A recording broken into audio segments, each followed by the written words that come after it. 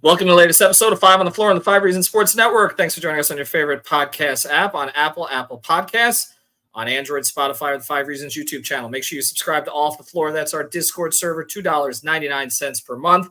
Get away from Twitter. Communicate with us and other Heat fans all day long. Almost 600 members on there now. Find out why. The link is right here in the description on the podcast feed and on the YouTube channel. Also, check out the great sponsors of the 5 Reasons Sports Network, includes our friends over at Prize Picks. Yes, you can be a degenerate like us. You can wager on Summer League games. What happened to Bronny tonight? Use the code 5, F-I-V-E, get that initial deposit matched up to $100, legal again in the state of Florida. Set your lineup. Of course, you can play Summer League, but there's plenty of other sports you can pair those players with. So check it out, prizepicks.com. Use the code 5. And now, today's episode. Down to Biscayne. Yikes. 5 on the floor, ride for my dogs. Where here's the thing, you can check the score. Hustle hard, couple scars, wearing bubble frogs. Just like Butler said, you in trouble, y'all. Kept the floor playing, got it all band. Y'all seen the block, stop with one hand. And Pat we trust, it's power, have the guts. We're here to bring the heat, y'all can hang it up. Welcome to 5 on the Floor, a daily insider show on the Miami Heat and the NBA, featuring Ethan Skolnick, Greg Sylvander, and Alex Toledo, plus others from the 5 Reasons Sports Network. All right, welcome back to 5 on the Floor. Here's today's floor plan. I'm Ethan Skolnick. You can follow me at Ethan J. Skolnick at 5 Reasons Sports. I got Alex Toledo. You can follow him at Tropical Blanket.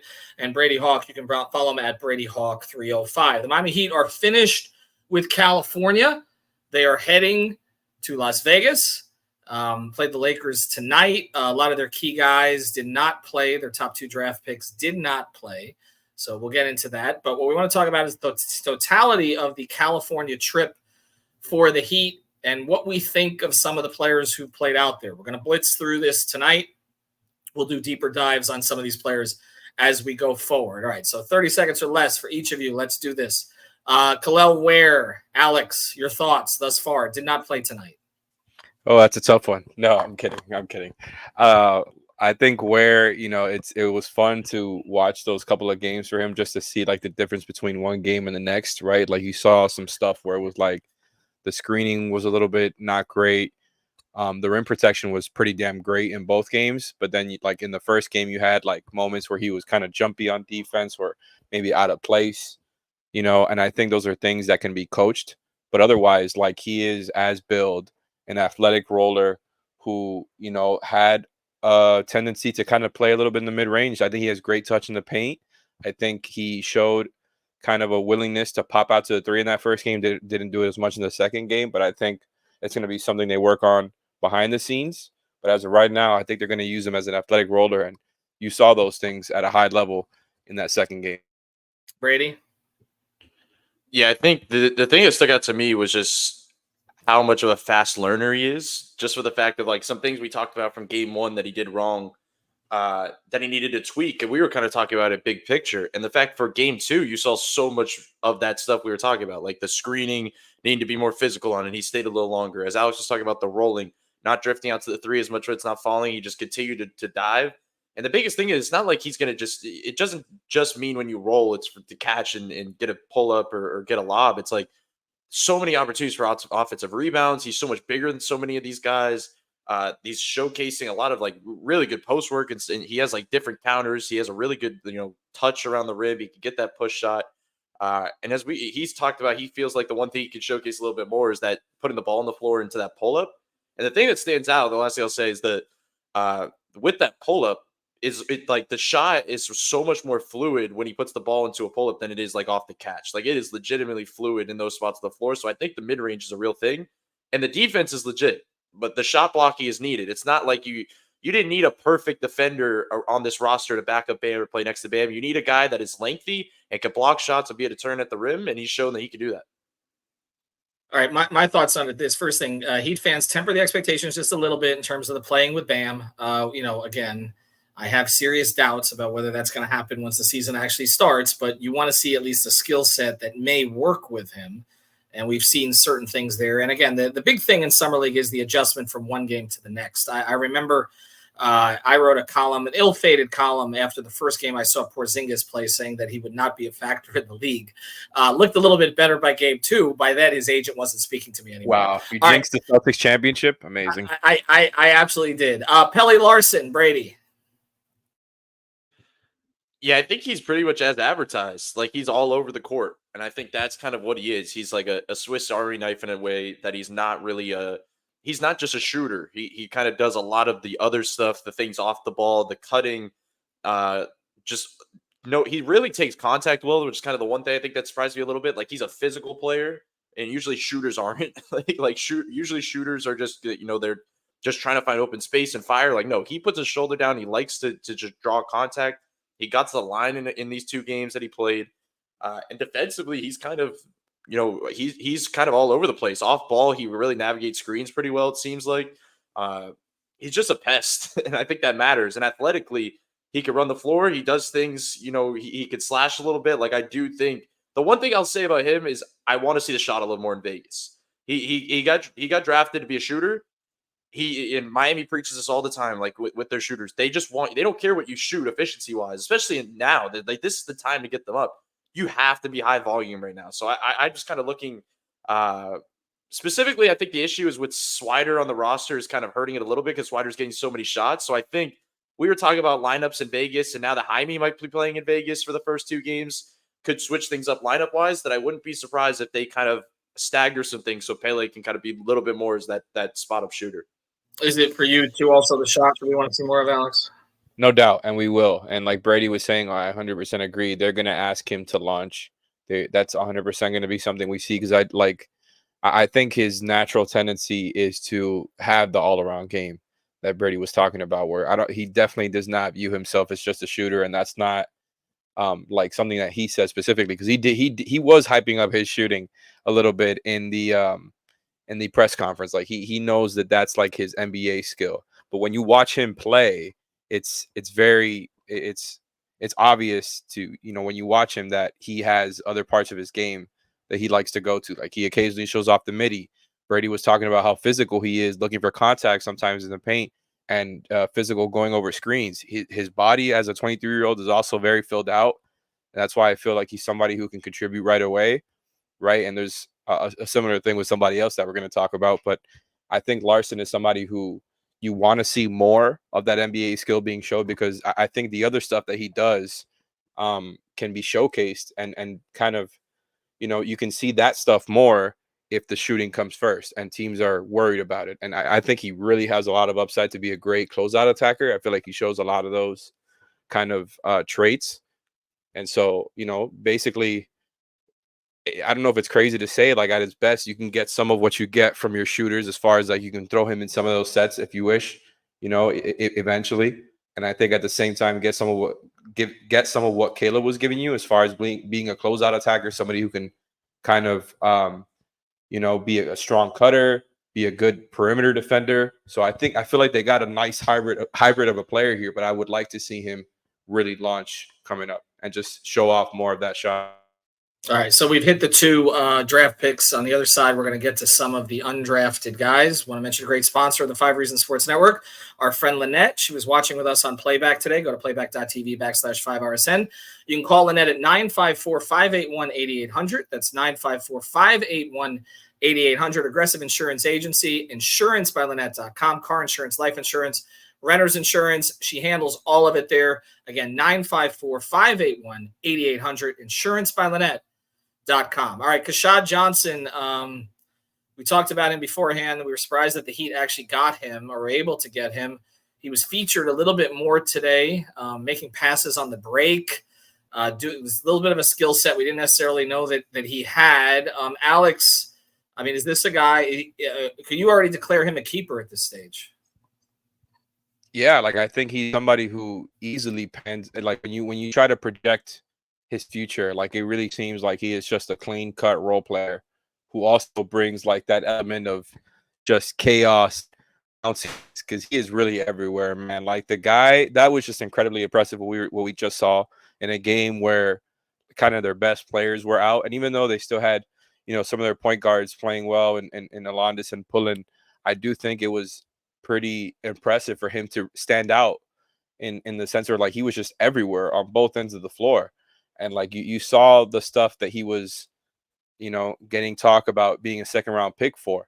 And I do think, you could say unironically that having having Keshad Johnson is like having an extra second round pick. I do believe that because he was that caliber of player. And I know that's not like a, like something to get super hyped about having an extra second round pick. But I do think they got somebody of that quality. And it's somebody like the archetype, the build is something that we've been talking about for the Heat for years as a type of player they should get in their program. We even talked ourselves into Darius Days at one point a few years back, somebody who could be that similar archetype. And I think Keshad has more. I think the bounciness is not just like, oh, he has really nice dunks, which is great, right? Like, that's always fun to have some entertainment and excitement in your basketball, but it shows in the way he plays. He had 6 stocks tonight, right? 3 steals, 3 blocks, and a lot of deflections. Like that's exactly the type of player that they've always liked in the past. His defensive energy is insane. He deflects like good passes. It's really insane. Like guys will throw just regular basic NBA passes. It's like nothing wrong with it. And he just gets there with the length, the athleticism. It's really like he jumps out of the building and it's functional athleticism. That's what's really exciting about him. The shot still needs to be worked on, but he's a willing shooter. He's a willing passer. I think he has upside as a transition guy. So like these are all things that we've been asking for. And I think he just, gets in the gym, needs to keep working on that shot, has already gotten a lot better on it compared to those first few years of college. So he is on his way, man. I think he's going to be sticking around. Do you see any scenario where he doesn't, Brady? No, I don't. I think he 100% sticks, especially with the fact that they're losing, a wing here with Caleb. And even if they didn't, like this guy like jumps off the page. Like I thought they should have taken him with the second round pick. Like I was kind of a proponent of pushing for that because just how much he fits them. And I think we're seeing that. Alex said the word lengthy, and I think that's what jumps out to me is because he's so stocky, and usually stocky guys aren't like also lengthy with the wingspan, to be able to have active hands. Like, and that's what makes him so interesting as like a defensive piece. Is that he does like always get his hand on the basketball. He does always get kind of. There was one play at the end of the game that forced at the end of this third. There's the last summer league game tonight where he jumps the inbound pass, like jumps in the air, 2 hands on the ball, gets it, runs the break, and they end up scoring out of it. He just finds ways to make defensive plays. The reason why he fell in draft, as we keep saying, one of the reasons is the shot. It was in question because he just had one good year this past year. Was it a fluke?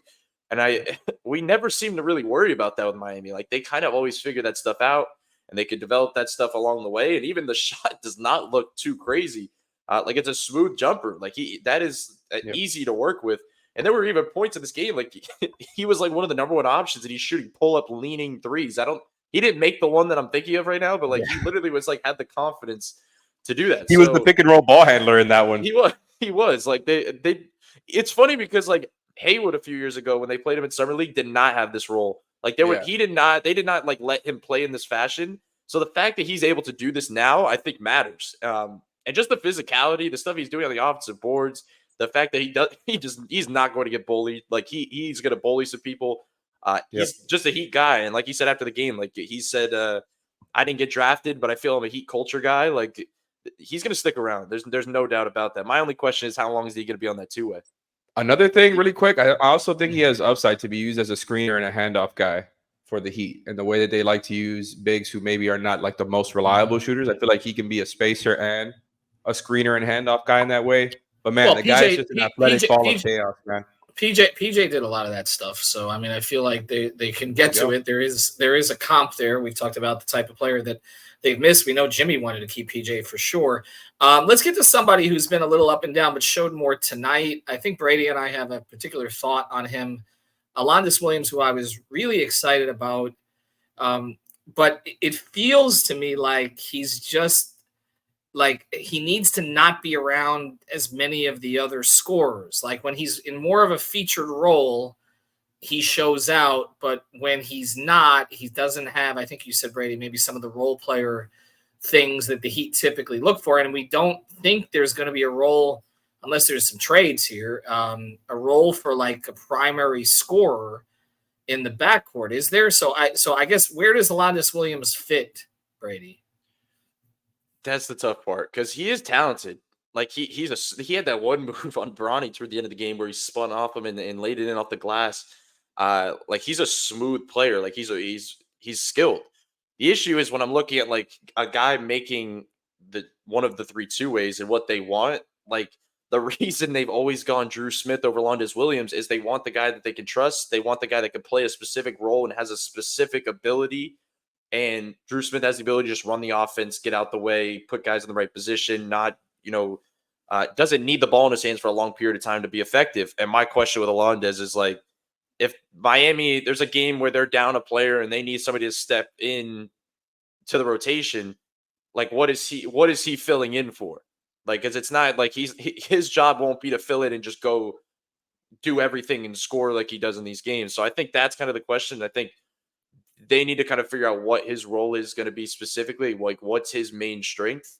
But he's a good player. Like he's a skilled player and he's a fun player to watch, especially when he has it going. The issue is like there couldn't be ups and downs, but when he has it going, like he's a really skilled guy. So the question is like these other guys, and this is the real thing. So they have Drew Smith locked into their 2-way.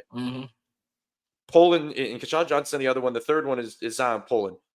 Zion Poland to me is kind of like Drew in a way because he's also like an under control point guard that could set up your system. So if you're going to take a chance on third 2-way, that's the reason for the 3 2-ways. You use kind of different abilities across the 3. My question is like, it's not the craziest thing to throw Alondes in the mix because of that, but I just don't think it ends up happening. Like I think there's some other guys they end up leaning toward. And Zion Poland, I don't want to put him in a box either. Like I think he's really talented and you're probably going to go to him, but I'm kind of curious how they lay out the 2-ways because as much as people talk about Drew Smith, I don't think he's getting cut off that 2-way. I think they want a guy that's been in their system, knows what they're doing, can throw into games when needed.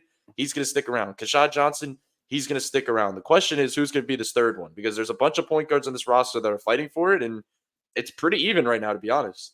All right, so Alex, I'll go to you on that as we close here. So Isaiah Stevens did not play tonight. And I know that we have a fan in our network. Digital Adele is a big fan of his, and it kind of stuck out. Is he ahead of Pullen to you? I don't know. I honestly, and I know like people will get frustrated when I don't just like pick an answer, but honestly, like I don't feel very strongly about either one. I agree with Brady that it feels like it's a competition right now for that last spot because I agree Keshad is definitely not going anywhere, and I don't think Drew is going anywhere either, especially with like their apparent lack of perimeter defense now on the roster. Thank God they brought Haywood back, or else we might have seen Drew Smith starting. But no, in all honesty, like Drew was pretty solid at that position last year, and I thought showed some growth there. Like became an even better defender. Has decent size for a point guard, and just really didn't try to do much on offense. Just kind of stay out of the way, and occasionally hit an open 3. Set a guy up. And so if you're looking for a guy to fill that archetype, I think Alondes isn't that guy, but I do think like this point guard crop that they've got right now is the deepest that they've had in a while. Like it's encouraging. I think they all bring different things, right? Some overlapping skills for sure, but like to me, like Stevens is the best passer out of all of them.